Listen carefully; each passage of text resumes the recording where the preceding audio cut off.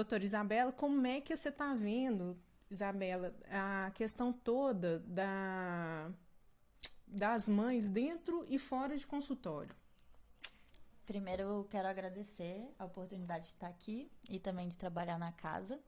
Eu me sinto muito bem aqui, porque antes de eu ir parar na psiquiatria, eu já era da medicina integrativa e para mim o tratamento só funciona quando ele é visto dessa forma multiprofissional, porque o ser ele é complexo, né? A gente tem corpo, a gente tem mente, tem alma, tem contexto, tem família.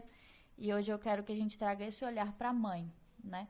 Porque muitas vezes a mãe é só vista como esse papel de mãe e não é vista o contexto da mulher, o apoio dela, como que tá a saúde física dela, ela fica atrás dessa máscara, né? Então, aqui na Casa Alecrim, com certeza, é um espaço onde a mulher e toda a família pode encontrar em um só lugar um apoio multidisciplinar, né? Ser vista como inteira. Então, sou muito feliz de trabalhar aqui porque aumenta muito as chances de melhora da pessoa Com certeza. quando ela é vista na sua integralidade, né? Exato. E pensando nesse sentido também, quando a gente vai falar das mães, a gente tem que lembrar da mulher que tá lá e qual que foi esse processo para ela virar mãe, né? Então, eu vou pontuar com certeza bem claro quais são esses problemas da mulher, né, que já está vivendo a maternidade, mas vamos pensar um pouquinho nesse caminhar, né? A mulher, como uma mulher que não é mãe, como um homem, como uma pessoa que tem outras identificações de gênero, ela vai passar por questões pessoais de identidade, de quem sou eu nesse mundo, qual é meu papel, o que é autêntico meu, né? A gente passa muitas fases da vida representando e escolhendo camadas de família, representando e escolhendo coisas por causa de amigos, por causa de coisas que a gente vê na mídia. Então, essa mulher, antes de ser mãe, provavelmente ela tá passando por esse caminho, né, que o Jung traz a individuação, que é encontrar nossa autenticidade, o nosso self.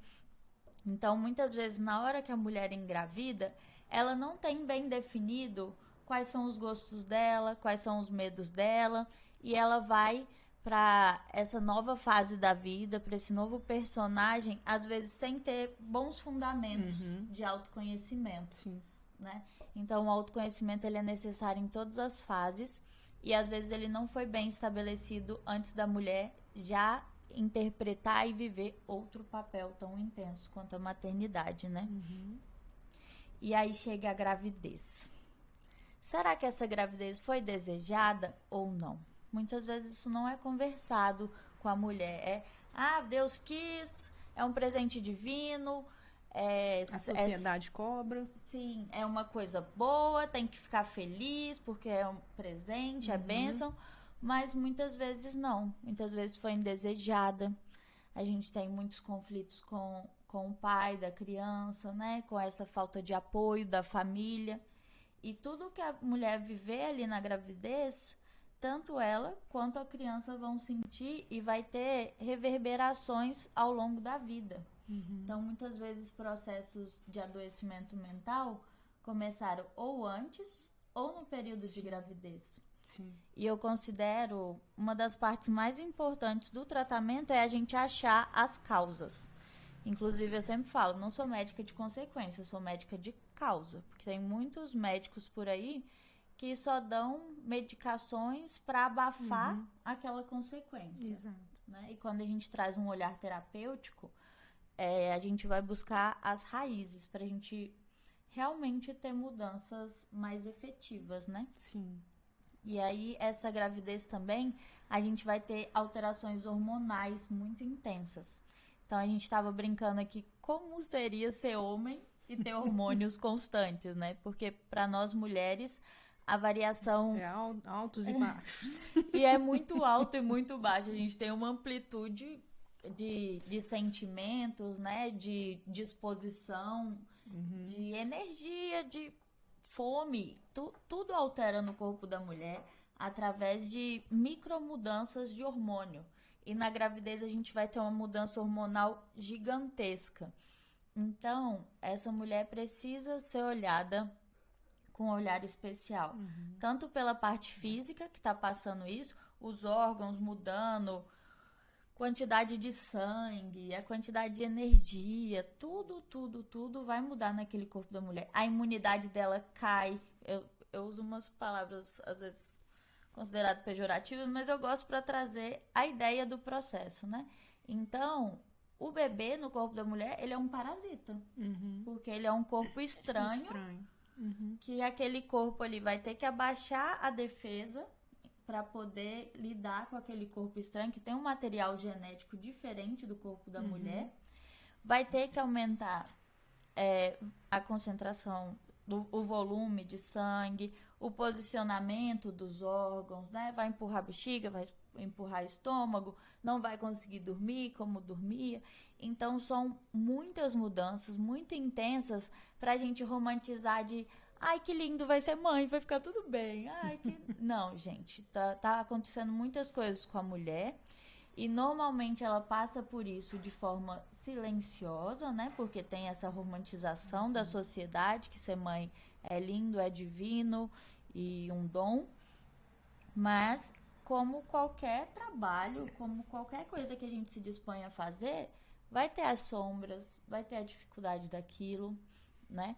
Então, a mulher, se estiver passando por esse período de gravidez, se não tiver uma rede de apoio que te escuta, procura grupo de mulheres para conversar sobre isso, né? Na internet a gente tem muitos fóruns de discussão para a gente procurar esse apoio, porque não é fácil e tem muitos livros também que podem ajudar a mulher a entender essa fase, tanto fisiologicamente como emocionalmente, mas a gente trazer mais para o real o quanto é dispendioso de energia e de mudança de vida para uma mulher ter filho, né? E que hora nenhuma a gente está falando que ela não gosta, que é ruim, né? Mas é só a gente entender a polarização negativa, porque tudo tem um lado positivo e negativo.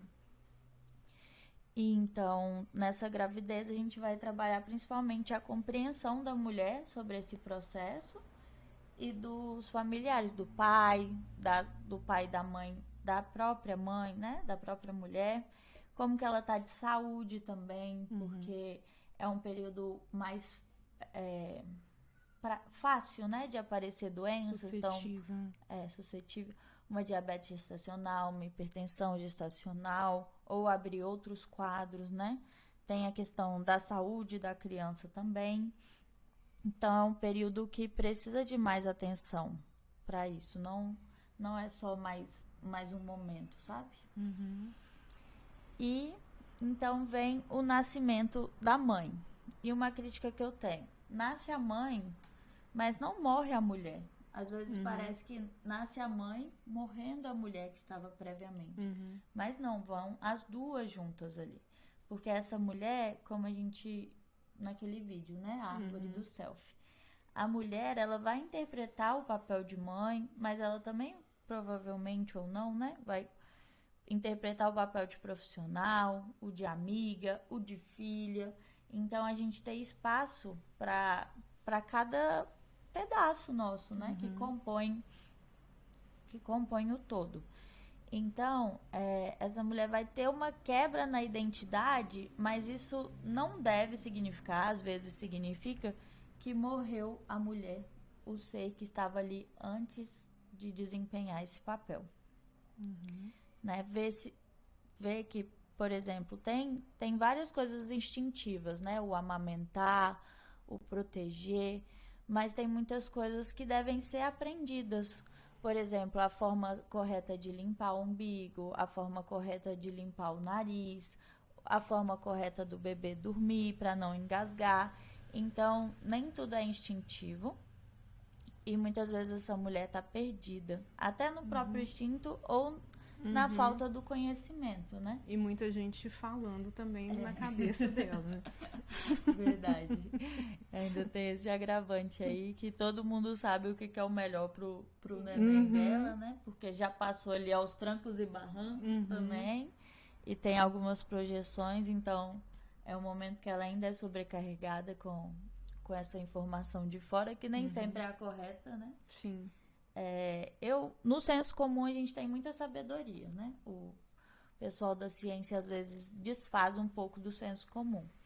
Mas muito dos tratamentos, dos remédios, do que a gente tem na ciência, veio através do senso comum. Então, tem muita coisa boa lá, mas a gente deve ter um senso crítico, né? A gente aproveitar a coisa boa da internet, que ela facilitou o conhecimento. Mas a gente usar isso de uma forma crítica para ver se aquilo é real ou não, né? A mulher ter seu médico de apoio, o pré-natal, o ideal é começar antes do planejamento familiar, quando você está pensando em ter criança, porque tem esse preparo do corpo da mulher, né, a parte de vitaminas e minerais, mas também essa questão emocional, porque é um divisor de águas na vida da mulher. E saber também que essa alteração hormonal que a gente comentou na gravidez vai ocorrer de forma mais abrupta ainda na hora do parto, na hora da retirada da placenta. Então, a gente vai ter o período do puerpério, que é, em geral, até 42 dias pós-parto, onde a mulher também está mais suscetível, e aqui até mais emocionalmente que fisicamente. Fisicamente vai depender muito da forma do parto, né? Porque a questão hormonal também influencia completamente nas emoções, né? Totalmente. A gente falou como que a gente percebe num ciclo feminino, né? Como que altera. Eu brinco às vezes, falo, nossa, tô aqui me cuidando, fazendo tudo, aí vem aquele dia assim maravilhoso, você fala, nossa, tá dando certo cuidar. Não, você tava fazendo ovulatória, que dá uma energia. Então, a parte hormonal tem muito poder sobre a gente, e a gente pode até pensar reversamente, né? Fora a parte de gravidez e puerpério, nós mulheres usufruirmos desse ciclo ao invés de ficar à mercê dele, né? Conseguir observar quais são nossos períodos de mais alta energia para colocar coisas que a gente precisa produzir mais para aquele tempo, e aproveitar o momento da TPM para fazer uma introspecção, para fazer uma limpeza de que eu quero levar para o próximo ciclo ou não.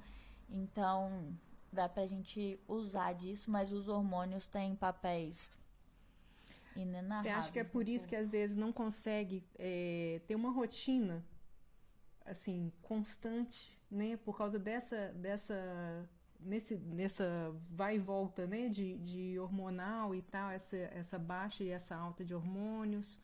Com certeza, já tem muitos estudos da parte de exercício físico, qual é o correto de acompanhar na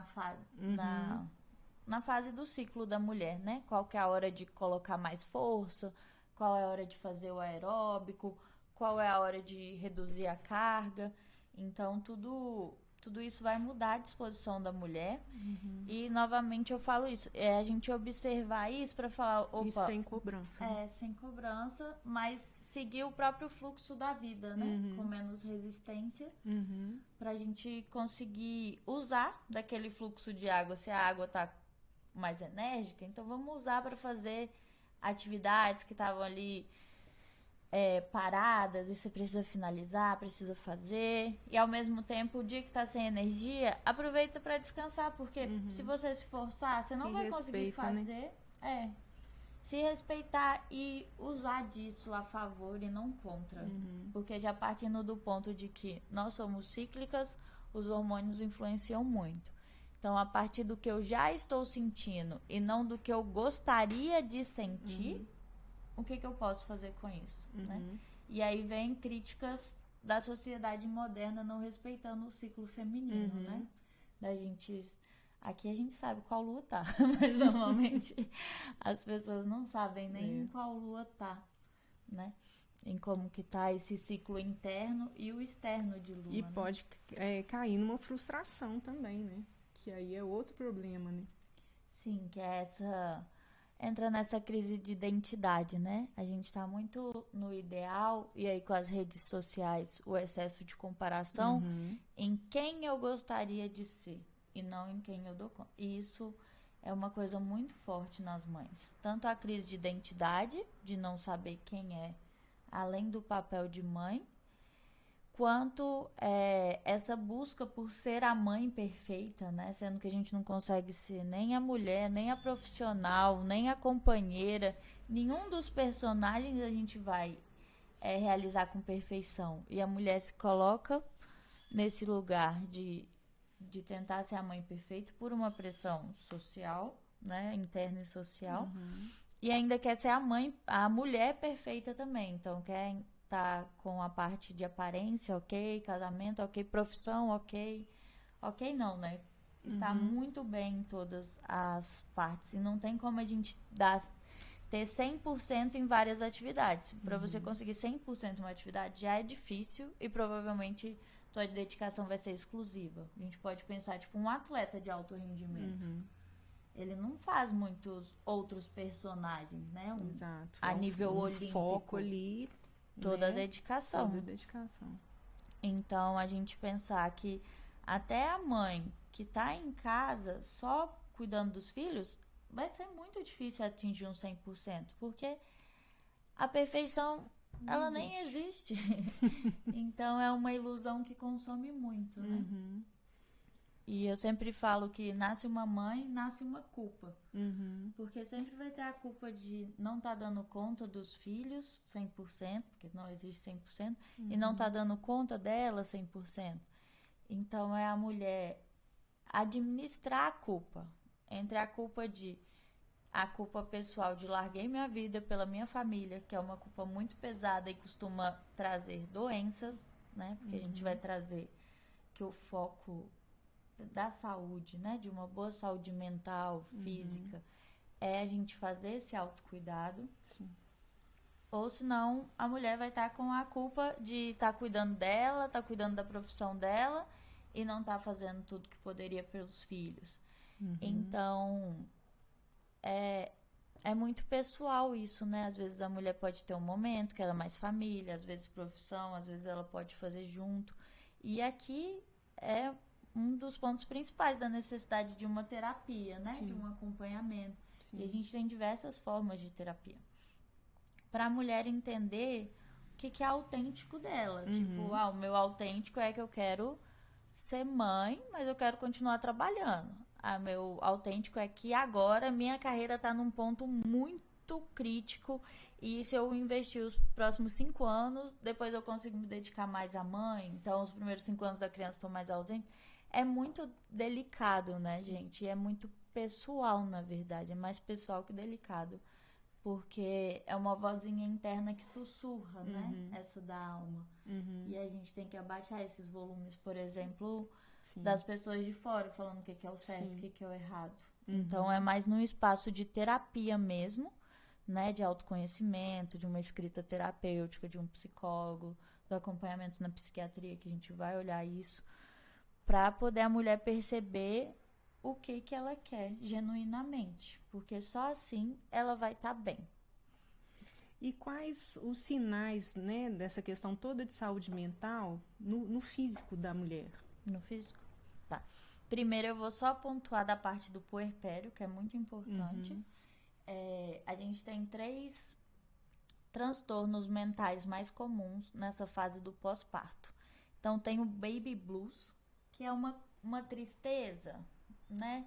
Mas é a nível mais emocional. E aí a gente tem estudos que falam que a cada 4 mulheres, ou seja, 25%, mas tem estudos falando que 80% das mulheres passam. Ou seja, a gente tem algum número expressivo de mulheres que passam por essa tristeza pós-parto. Tem a ver com a depressão pós-parto? Tem a ver um pouco. Aqui, na verdade, é mais fisiológico, porque chegando a 80% é quase que natural que a mulher tenha uma tristeza no pós-parto, porque ela pensa, ela estava ali com uma barriga 9 meses, mudou essa conformação, tem um neném que fica só chorando e querendo mamar 28 horas por dia. Então, é um período delicado e entra a questão hormonal que a gente falou também, né? Então, ela tem uma baixa de hormônio. Na TPM, a gente tá com aquela baixa de hormônio.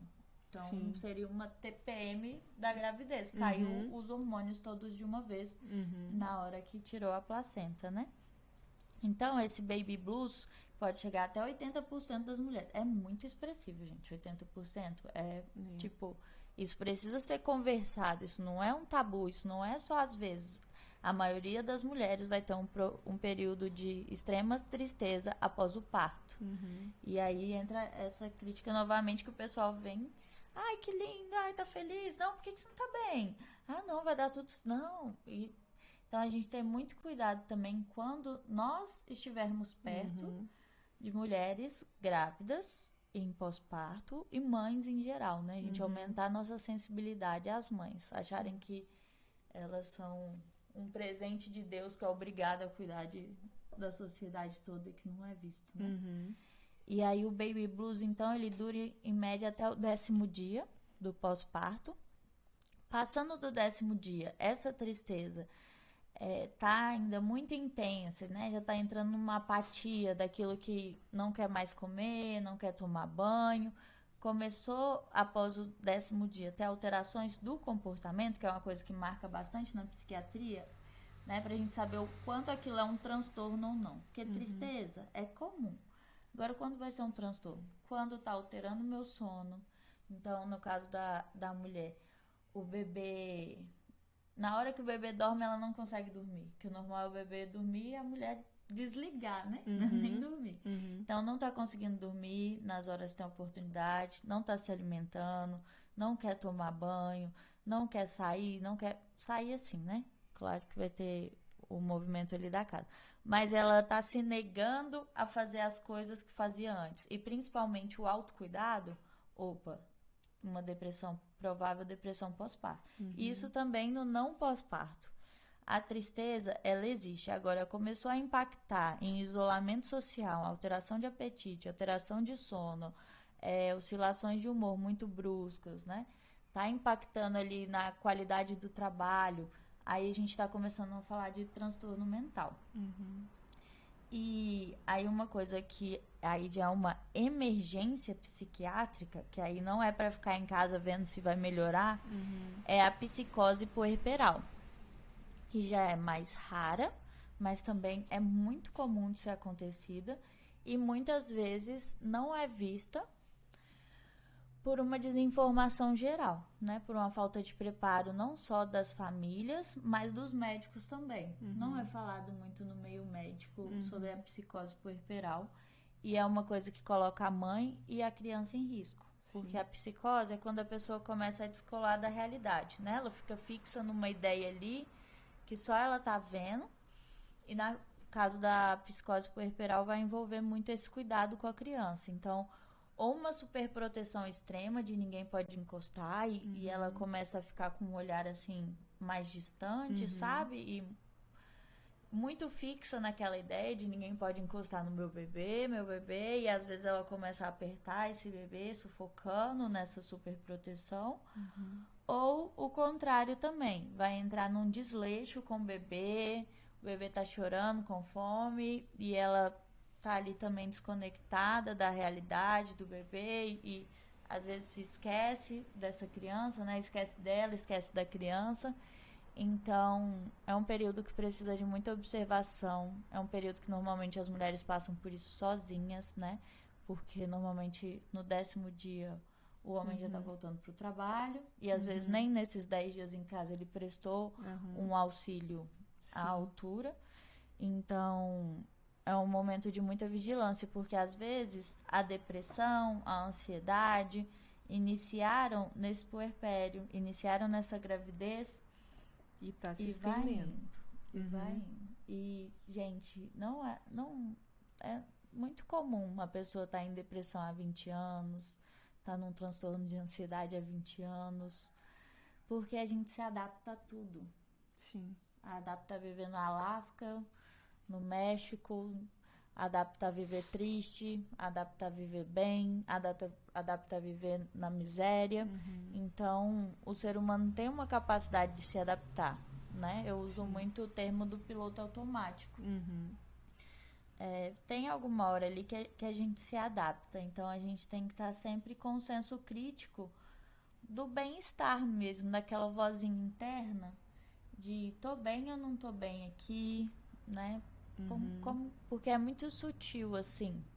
Porque tem pessoas, a gente vê muito caso, tipo, de artistas, né? De repente se matam ou de repente revelam um transtorno gigantesco e que é isso, aos olhos visíveis, né? Ainda mais tudo nessa bem, né? vida corrida, a gente não percebe o nível de sofrimento. Então, essas coisas têm que ser conversadas e principalmente percebendo como que tá a tua qualidade de vida. Se você tá conseguindo se alimentar bem, dormir bem, fazer as coisas que você se propõe, como que estão as relações. É muito comum o isolamento, né? Também quando a pessoa tá num transtorno mental. E isso é visto pelos olhos do outro, assim, geralmente para a mãe, né? De repente procurar uma ajuda. Ela mesmo percebe? Então, Ou às vezes é o olhar do outro que precisa ali para, né, ver que a coisa não está indo bem, né, com aquela mãe. eu acho que uma coisa muito grave, um ponto muito grave sobre isso, é essa romantização extrema da sociedade com a maternidade, sabe? Como se já nasce, na hora do parto a mãe já nasce e ela já sabe o que fazer e ela já ama a criança e já tá tudo bem, vai dar tudo certo. E não. Segue um script ali que não um é, script né? que não existe. E que tá doentio, né? Porque as mulheres estão com a saúde mental muito mais prejudicada que os homens. Pelos papéis que exercem na sociedade, né? Então, um ponto crítico é esse. As mulheres que estão me escutando, que são mães, se observar em qualquer ponto da vida de como está esse bem-estar interno, como que está essa administração da funcionalidade, né? Da vida pessoal e da profissional. Tudo isso são parâmetros se a gente está bem ou não. Porque, por exemplo, quando a gente está bem, a gente faz as coisas rapidinho, parece que tudo tá a favor, que as coisas estão fluindo. E o dia que a gente acorda mal, é tudo pesado, é tudo custoso, parece que tá dando errado, a gente não consegue finalizar. Então a gente pode ter esse parâmetro também, tipo, tô conseguindo realizar minhas coisas a nível pessoal e profissional, né? Acordo descansada, me sinto disposta. É claro que aqui, gente, a gente tá falando de vida real, né? Então isso não é todo dia. Sim. Mas a maioria dos dias a gente tem que estar se sentindo bem. Se a maioria dos dias a gente não tá se sentindo bem, tem alguma coisa errada, né? E se isso começa a impactar na vida pessoal, na vida profissional, opa, já estamos entrando num transtorno mental, comportamental. Então, acho que sempre essa voz interna de tô bem, não tô bem, e a gente se guiar por isso, né? Eu gosto muito, na parte da medicina, que o corpo ele é capaz de se curar de tudo. Sim. O remédio, ele não inventa nenhuma função no corpo. Sim. Então, a gente pode ativar isso de diversas formas e, ao mesmo tempo, também lembrar dessa sabedoria nossa de guiar para a cura. Então, mas a gente tem que aumentar essa escuta interna. Eu acho que aumentar a escuta interna para... É um exercício de autoobservação constante, né? Sim. E o corpo é muito inteligente, né? E ele te dá sinais. Sim. Né? Aí ele dá um sinal, sussurra, aí depois ele grita, aí depois vira uma doença. Sim. Mas a doença também como esse caminho de cura, né? Como esse caminho de expressão da alma e dos desejos dela, dos medos dela. E aí, aproveitar que a gente está nesse espaço, né, de acolhimento, de escuta, a gente observar também as pessoas que estão próximas da gente, né? Se o comportamento dessa pessoa alterou. Tipo, a pessoa era mó brincalhona, faladeira, e agora ela tá isolada, ela não fala com ninguém. A postura corporal da pessoa vai alterar também, né? Os ombros se encolhem, a cabeça mais baixa, o olhar da pessoa triste ou da pessoa com problemas, ele tende a fugir, né? Porque os olhos transparecem muito também. Então, é uma pessoa que tende a se isolar. Oscilação de humor. Essa pessoa pode estar mais irritada que o normal, né? O comportamento alterado, assim, para quem está de fora. E para quem está morando na mesma casa, observar essas alterações dos padrões fisiológicos, né? Tá dormindo pouco, ou tá dormindo demais, tá comendo pouco, ou tá comendo demais. Então, essas questões mais fisiológicas são bons parâmetros. E eu acho interessante, assim, que até quem é mãe há mais tempo, né, nessa linha do tempo aí que você fez, pode ter se visto, né, em algum momento aí, e pode, de repente, estar pensando, né, assim, o que essa pessoa levou, né, de problemas para frente, né, do que ela não se curou naquela época, né? Então essa história pode estar rendendo aí muito tempo, né? Desde o nascimento do filho, né? Depois vocês mandam pra gente no Instagram qual parte vocês se identificaram, porque a gente quer trazer mais partes, né, sobre a saúde mental das mães. Então, o que fez mais sentido aí, o que ficou dúvida, manda pra gente que a gente desenvolve esse ponto também. Exato. Né? E aí? E a questão agora da sobrecarga, né? Assim, eu acho que até nosso tempo já está no limite, mas eu acho que você pode falar um pouquinho da sobrecarga e o que você traz de solução, assim, dentro do consultório. Que aí depois a gente retoma esse tema aí também, gente. Só comentando que você falou que ela pode estar em alguma parte da linha do tempo, isso é muito importante, gente, porque o tempo, ele é relativo, né? Segundo Einstein.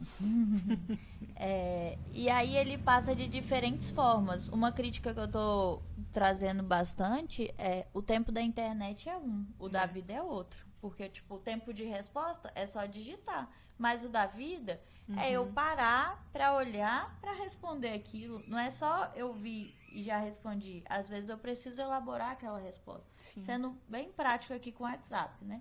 Então a gente aí também vê o outro. Ele já viajou, já fez isso, já fez aquilo. Parece que o tempo da pessoa passa em outro jeito. E o nosso... Então a gente observar esses tempos. E aí eu trago mais um tempo que é diferente. O tempo da emoção. O tempo da alma. Então, o tempo da alma, ele não passa como o cartesiano, né, gregoriano, de dias e horas, mas a alma, ela tem outro tempo de elaboração, né? E o luto, por exemplo, o luto fisiológico é 1 ano. Aí, só que a gente pode ter a pessoa passando por um tempo de luto muito maior. O que acontece, né, nessa coisa das emoções também? O congelamento. O corpo congela e trava naquele momento do trauma. Então, a parte da pessoa pode estar congelada naquele momento. Teve um trabalho de parto muito difícil, né? A gente nem falou da problemática do parto. Mas teve um trabalho de parto difícil. A mulher pode ficar com uma parte do corpo congelada naquele trauma, né? Que aí o Reich traz as couraças, fica registrado a nível de couraça físico, de fáscia muscular. Então, não tem o tempo pro trauma. A pessoa pode estar, tipo, uma parte dela tem aquela idade ali, tá naquele dia e tá respondendo as coisas como se estivesse naquele momento. Então, não tem tempo. O melhor tempo pra gente se cuidar é sempre agora. Veio aí alguma emoção muito intensa, alguma dor no corpo. Quando a gente comentou alguma coisa, o melhor momento para olhar é sempre agora. Tá bom? A sobrecarga moderna, então. Então, primeira coisa, desmistificar esse romance, né? Que é tudo lindo, que é só amor. Entender que às vezes a mulher demora um tempo para amar essa criança e que tá tudo bem, né? Que ela pode demorar um tempo para se adaptar, para se descobrir. Então, a gente trabalhar mais com o real e menos com o ideal. Uma coisa muito necessária. Não se comparar. Isso daí nunca é bom. A gente só pode se comparar com a nossa versão do dia anterior, né? Porque a evolução tem a ver com o ponto que a gente tá, pro ponto que a gente foi. E não o ponto que o outro tá, pro que a gente foi. Não tem esse cruzamento de evolução. A gente trabalha muito os sentimentos de tristeza, culpa e raiva e o sentimento de insuficiência. Porque senão a mulher vai estar sempre se sobrecarregando. Aí a gente está falando mais de causas, né? Dessas origens emocionais da mulher se colocar nessa situação de que ela tem que estar sempre perfeita, pronta, cuidando, ajudando. E entender mais a realidade de tipo, eu sou humana, eu dou conta de tantas horas de trabalho, eu preciso de tantas horas de sono. Às vezes eu não tô bem, às vezes eu sou chata, às vezes eu preciso de espaço.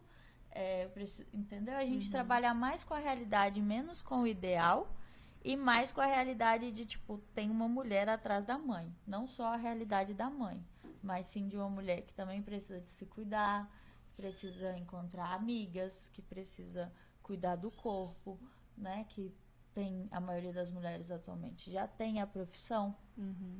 Então, a gente olhar mais com o olhar real e menos de idealização. Acho que é ponto que eu tenho mais crítico, assim.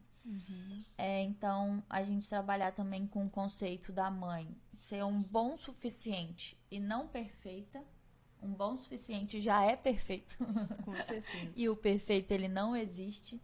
Então, a gente trabalhar mais com essa suficiência e não só no cuidado da criança, mas ela tá sendo suficiente para ela também. Né? E pensar que ela é o que você falou, né? Ela é uma base ali. Sim. Se ela não tá bem, o resto todo não tá bem, né? Então é sempre se colocar, né, em primeiro lugar. Assim, às vezes eu sei que é difícil, mas eu acho que tem que ter esse autocuidado, né? Assim, de se priorizar, né?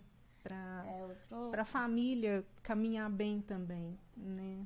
Sim, o pessoal normalmente foca em a criança tá bem, a família se esguela, se vai toda, mas a criança tá bem e os pais não estão bem. Desculpa, mas trago verdades que se os pais não estão bem, a criança não tá bem. Não tem como a gente inverter essa ordem. Porque a criança, ela tá mais como uma consequência da casa. Ela é uma antena, gente, da casa. Ela é uma esponja. Pra não falar esponja. Uma esponja, porque vai ficar ali depois ela reverberando, né, o que ela viu. E aí eu trago mais verdades, que a criança não vai aprender o que você tá falando. Ela vai aprender o que ela tá vendo. Então, para de gastar a tua energia toda em criando o mundo ideal que teu filho deveria já ser, deveria já tá fazendo e se comportar. E presta mais atenção no que você tá fazendo na realidade, porque é isso aí que ele vai fazer, não o que você tá falando. Então, o pessoal inverte muito a ordem de tipo, meu filho não arruma o quarto dele, não tem responsabilidade com isso aqui, responde de tal jeito, e como se essa criança fosse um ser independente, né? E não uma consequência dessa casa. Então, a gente trabalhar mais com a realidade, menos com o ideal, a gente tem mais possibilidade de mudança. Porque a gente fica muito no idealismo. E aí, novamente, a internet dificulta, né? Enxergar o que é real ou não. E no cuidado com as crianças, às vezes isso acontece. Quando eu trabalhava na saúde pública, era muito difícil conversar disso, mas não funciona muito atender o filho sem que os pais estejam se tratando. Desculpa, mas é enxugar gelo. Tipo, claro que tem vezes que funciona, já vai aliviar bastante, mas a gente trabalhar mais com causa e consequência. Eu gosto sempre de olhar isso pro meu trabalho, porque eu acho que as causas são muito mais resolutivas do que consequências. Então, cuidar dos pais também, não só das crianças, e ver as crianças mais como consequência. E aí, terapia, gente, é sempre bom. Eu brinco, se uma terapeuta me dá alta, eu procuro outra. Não existe essa. Terapia pra vida toda, gente. Não tem fim. Não dá esse tanto de demanda que a gente... Porque vamos pensar antigamente. Sua mãe aqui nessa rua. Não tinha internet, essas coisas, então chegava de noite, sentava todo mundo, ia conversar da vida, ia expor as emoções, as dificuldades. Então, tinha uma terapia em grupo, assim, com a família. Era o ideal? Também não, né? Porque a gente sabe que o pessoal antes tinha um gene difícil, né? Hoje a gente descobriu que era tudo transtorno psiquiátrico, mas eles tinham um gene difícil. Mas tinha um compartilhamento entre tinha mais iguais trocas, ali. né? Olho no olho, né? Tinha a sabedoria da hierarquia passando, então os avós ali guiando, né? Então a gente tinha uma troca ali e a gente tinha muito menos demanda. Sim. Então a gente entrava em contato com menos problemáticas. O nível de cortisol era menor. Nível de exposição à luz, né? Que já gera esse estresse de cortisol. Então a gente tinha muito menos desafios e muito mais espaço para conversar e desenvolver isso. Tinha tempo, né? Aí eu ia caminhando e pensava o que aconteceu, que é uma coisa que eu elaboro muito, é quando eu tô caminhando, por exemplo. E agora a gente vem para 2025. A gente entra em contato com muito mais problemas, muito mais informação, e a gente tem muito menos espaço para trabalhar isso. A gente tem muito menos troca entre iguais, né? Entre maiores que nós, entre mestres, né? Da família ou não. A gente tem menos tempo sozinho para elaborar isso. Então, a terapia é crucial, porque às vezes a gente vai estar trabalhando esses resgates da época da gravidez, da época da adolescência, da época da infância, mas a gente também vai estar fazendo... Porque tá tudo registrado no corpo, né, gente? Tudo. Tá tudo registrado no corpo. E o Jung tem uma frase que é: até que a gente torne consciente o inconsciente, a gente vai viver isso e vai chamar de destino. Então, muitas vezes a gente tá perdendo a capacidade de escolha da nossa vida por não estar olhando para as raízes do que vai gerar, né? Essas escolhas. Então, deu uma... Eu acho que é isso, né, gente? Foi uma aula. Eu acho que a gente precisa, talvez, voltar nesse tema depois, né? Eu acho que pode... Tem muito assunto, gente, pra gente retomar aí. Eu quero agradecer muito a Isabela para estrear nosso podcast aqui da Casa Alecrim. Desculpar aí pelas falhas técnicas que a gente teve no início e tudo. Pessoal, entrem no grupo VIP, olha na bio, entra pelo WhatsApp lá da bio, pede o link do grupo VIP para a gente estar sempre mandando, né, as lives que a gente vai ter aqui. E é isso, mandem perguntas. Sim. Doutora Isabela está aqui disponível para consulta sempre nas terças e nas sextas, né? E estamos com a promoção de Dia das Mães. Promoção Dia das Mães, 10% de desconto para as mães esse mês. Tá? Até semana que vem. Até semana que vem. Maio já foi embora, gente. Semana que vem já acaba. Garantam aí seus atendimentos, viu? E obrigada, até a próxima. Até. Obrigada.